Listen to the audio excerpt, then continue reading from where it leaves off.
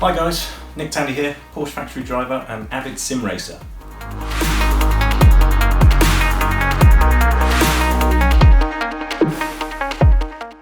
Things have changed a little bit, mainly the amount of competition out there, so it's a great time to get going.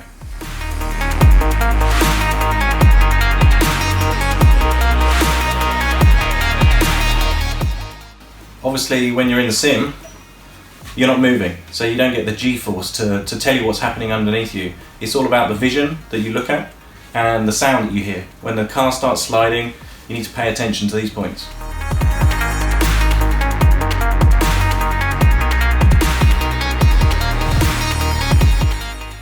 The mental preparation in virtual racing, for me, is pretty similar to the real world. The amount of practice that you've got to do, the level of focus that's needed to go racing, it's all the same. You need to be properly mentally prepared to go motor racing.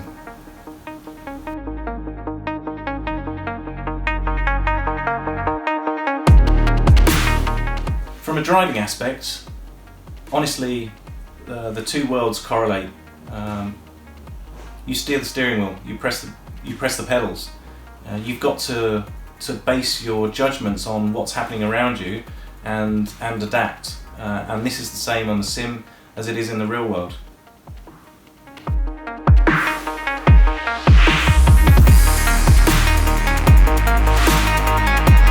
You would imagine that for me an online race would not carry the same amount of pressure as going to compete on the world stage for a company like Porsche Motorsport, but honestly the pressures involved are very similar. I have the same goal whether I'm virtual racing or real racing, and that's to compete to the best of my ability and hopefully win.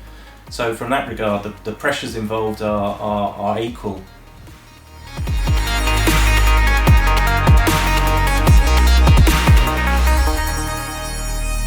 Give the virtual racing a go. Sim racing is a great way to get involved in motorsport.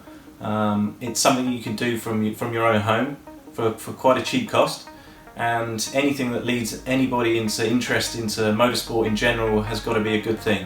Have a go.